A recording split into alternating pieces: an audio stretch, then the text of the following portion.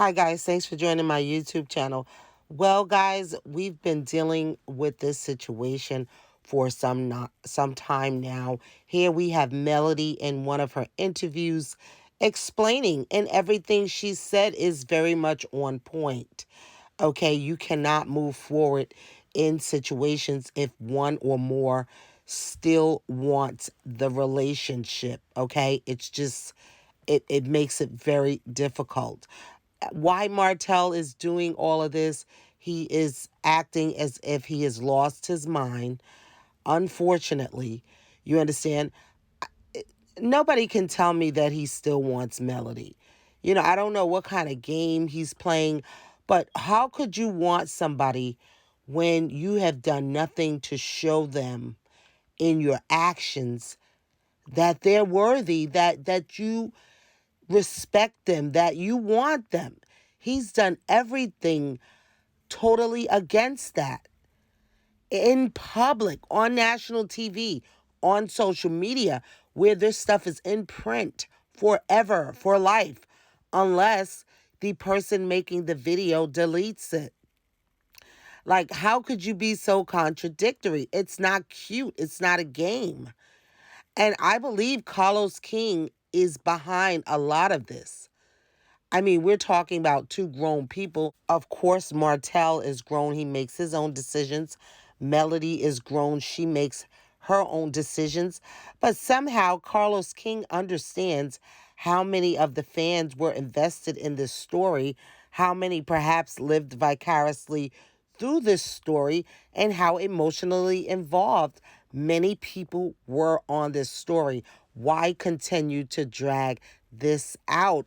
Putting Melody, again, as she's indicated, on a roller coaster, an emotional roller coaster. I thank God that she's past that and she understands the game, but it's just not cool. It's just not cool. And then you got the nerve to bring another party in and involved in this.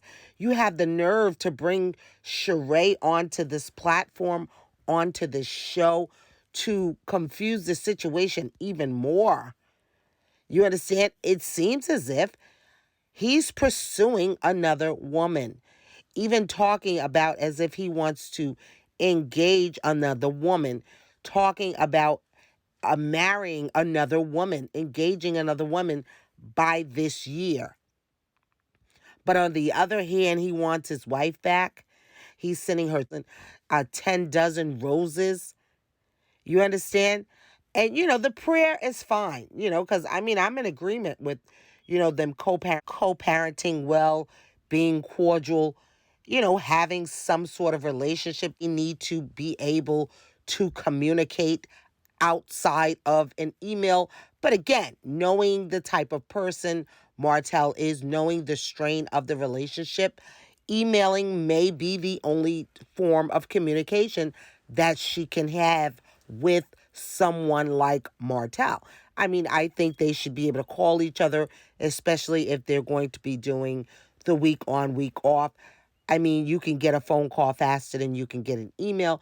But I mean, some people are prompt with their emails and others are not. So that's why I, don't like the idea of the email. But I understand many people have to communicate with that form of communication. You understand? But all of this back and forth with Martell, I mean, confused. The people are fed up. The fans, the viewers are like, what is going on here? What are you doing? I mean, if it's going to be a storyline, make it a storyline. Make everything coincide, keep everything together. I mean, he can't be saying, oh, I asked her to co-parent, to pray for a co-parent on one breath. And then here comes Melody saying, no, he wants a relationship. He wants to reconcile. That, it just doesn't sit right. It makes no, it makes it seem fake, made up. It's ridiculous. But again, the EPs have to approve what they didn't cut any of this out. They let it play, knowing that it's contradictory. Now, we know why Melody and Martell is in court We know that Martell took Melody to court for full custody, because he's saying that he asked her to, agree with him and come in agreement with him on some things concerning their kids. He makes the assumption that she has several babysitters that he's not happy with. He asked her not to have Marcus and his husband keep the kids overnight. Okay. There were several things that, he did not like that he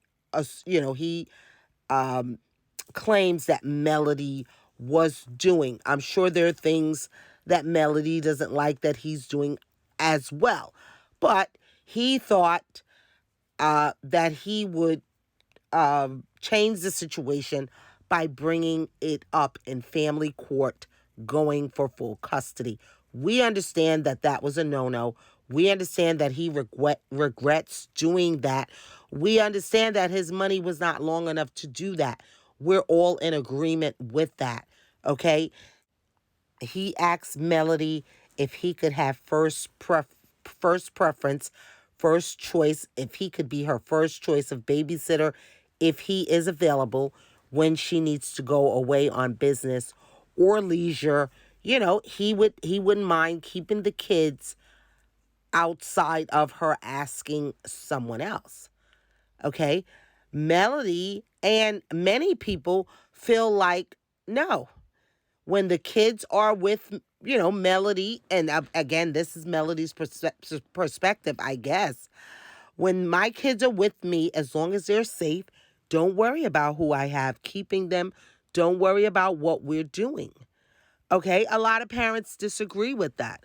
A lot of parents feel like the other parent does have a say.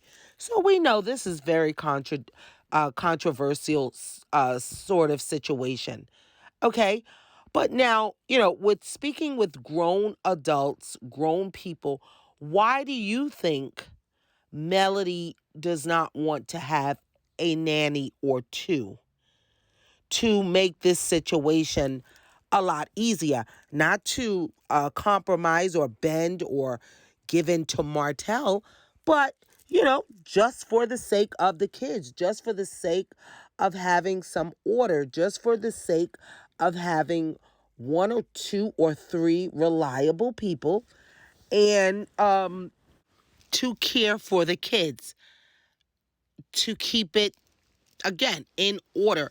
Now, as far as them sharing a nanny, these same nannies, I don't know how well that would work.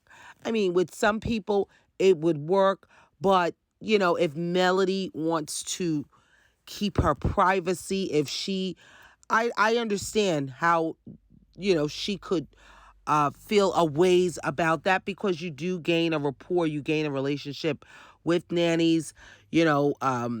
Some privacy issues can cross lines.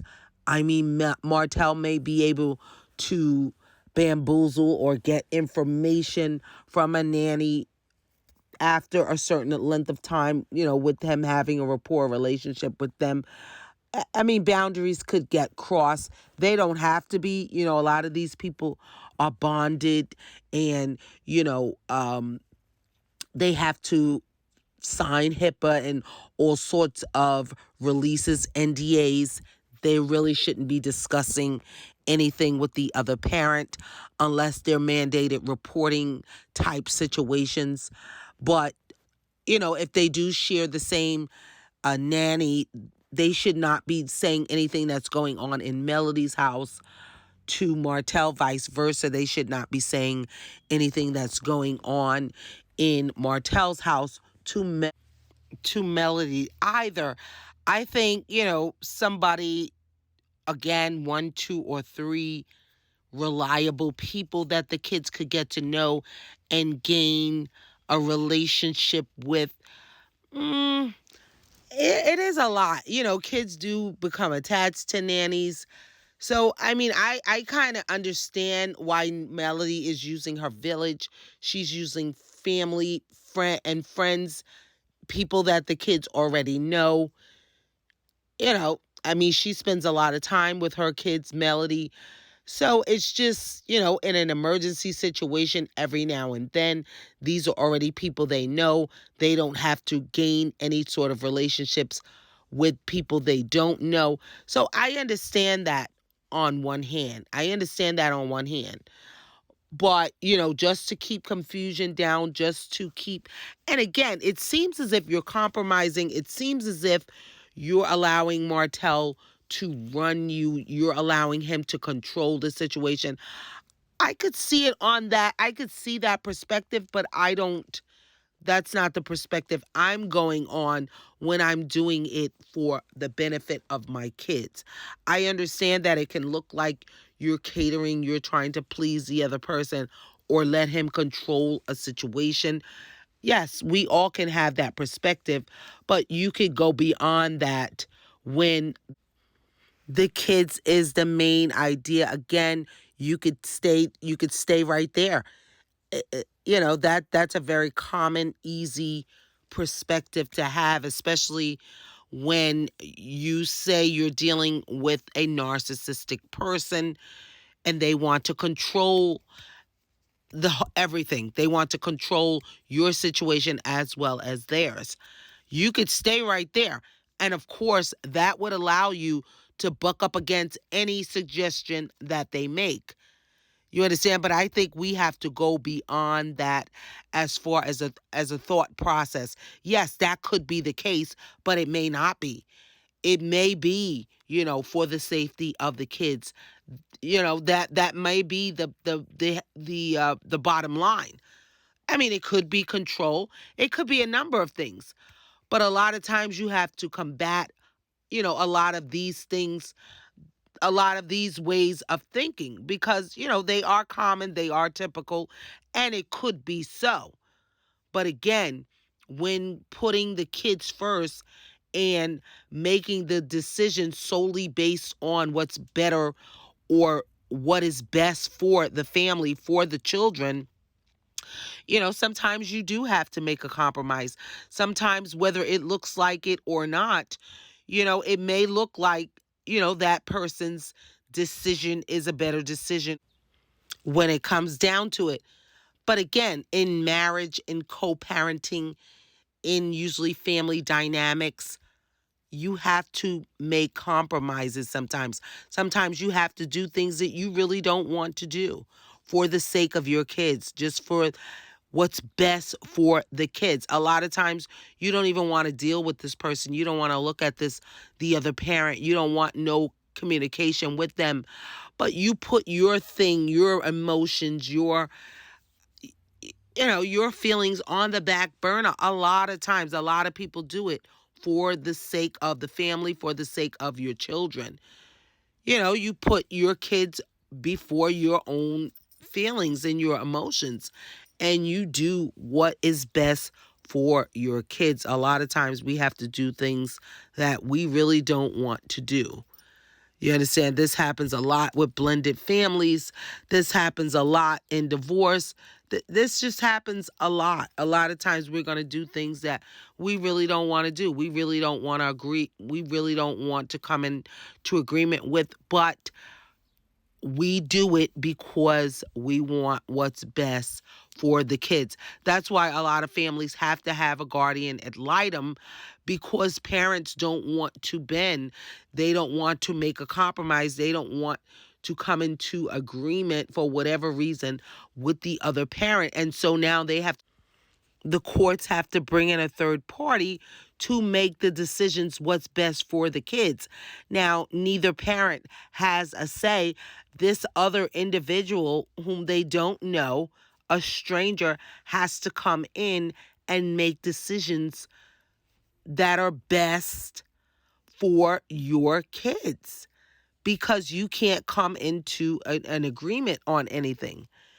So this happens all the time. Nobody wants a stranger, a third party coming in making decisions for their kids.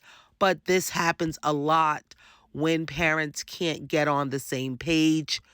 The emotions are high. There's too much baggage. There's too much history. There's too much hurt. There's too much anger, pain, And so it blocks a lot of families from moving forward and putting their emotions, their situations on the back burner to consider just what is best for the children.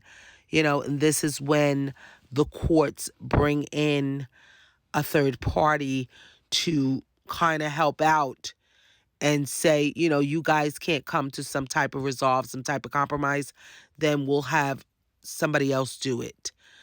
So guys, leave your comments down below. Let me know. This is a very sensitive, a very intricate type of situation, especially when dealing with children. How could this work out for both of them? Putting aside the control piece, which is a big piece, I think that has to be put to the side when wanting to do what's best for the kids. Because, yes, we do agree that he could be trying to control a situation. But I think there's ways around that. There's ways of keeping your control. There's ways of not letting him control the situation, or kind of taking that, combating that from your mind, pulling down that stronghold, because that is what it could be. Now, we understand that he could think that he's getting control, but it's not about him. It's solely about the what's best for the kids. Meeting in the middle, coming to some type of compromise, which we know is what you have to do in marriage, in any sorts of relationship, because things are not always going to go your way. And there are two people trying to make a lot of decisions, and sometimes in life we do have to bend, we do have to compromise, we do have to do things that we really don't want to do to keep the peace, to keep a healthy relationship, to keep the lines of communication open when we have to. You understand? Because if there were no kids involved, they don't ever have to talk to each other again in life. That would be very easy. But there are kids involved, and there are decisions that they have to make as a unit, even though they're divorced, regarding their kids. There are things that still need to be agreed upon or discussed. So they do need to be in communication. Again, if there were no kids involved, they could each go their separate way and never deal with each other again. But that is not the case here. So, guys, leave your comments down below and let's talk about it. Give suggestions on how you think this could move forward. Do they need a nanny? Should Melody keep it the way that it is? We know that Melody, countersued Martell, saying, you know what, now I want full custody, which is doable. We understand, Melody has a rigorous schedule. A lot of times she is home, but a lot of times she does have to go away. Will Miss Van step in? I believe that is what they're working out. I believe Miss Van is probably already moved to Huntsville. We know that her brokerage license, she does hold one for Huntsville, so she could continue to work in Huntsville. We don't know what the situation is with that. We know that some time ago, Melody said she was not encouraging it. She was not really in agreement with her mother moving to Huntsville because she wasn't sure if she wanted to stay in Huntsville. She wasn't sure what move she was going to make after the custody hearings. So we haven't heard anything else from that. We know that Melody has gone away and that mother has stepped in to help.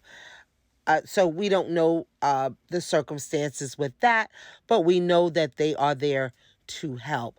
But I believe it would be a really good look, a really good thing if she came into Huntsville, whether living with Melody or in her own space.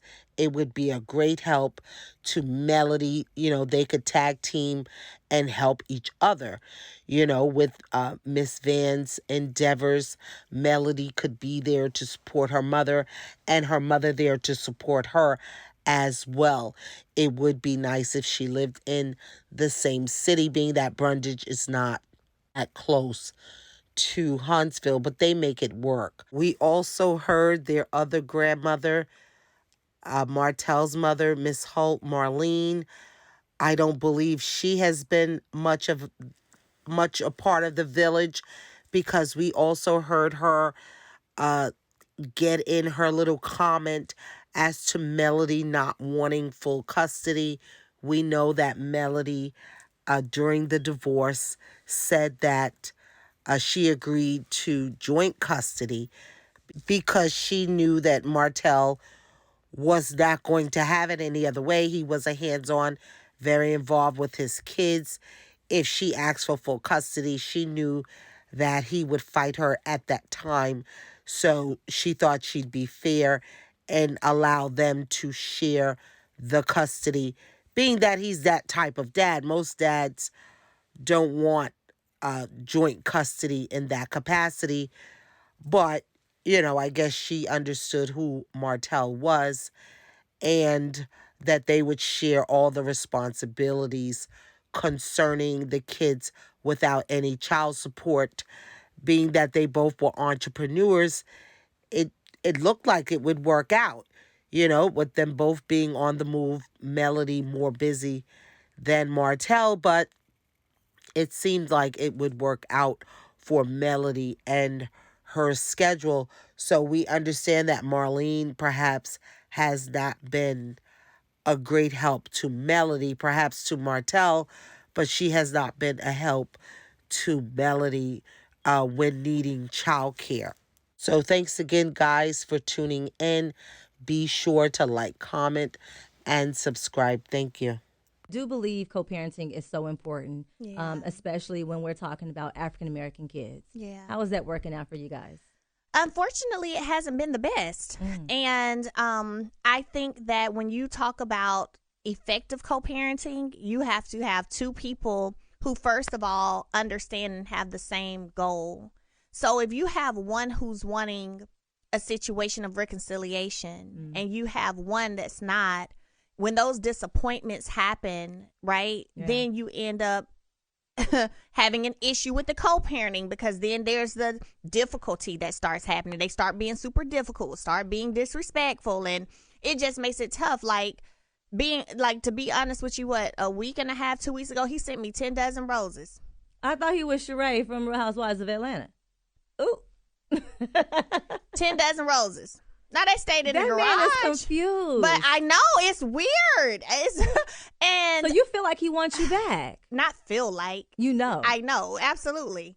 And so it's just, I said we could co-parent better if you let this piece of us go, so that we can, it can get to a point where it's like, hey, I'm going, we're going to take the kids, bring your boo, I bring my boo. Let's have, go have a good trip together, or go out to eat together. Yeah. But you're not going to get there if you stay in that place, and that place has been long gone.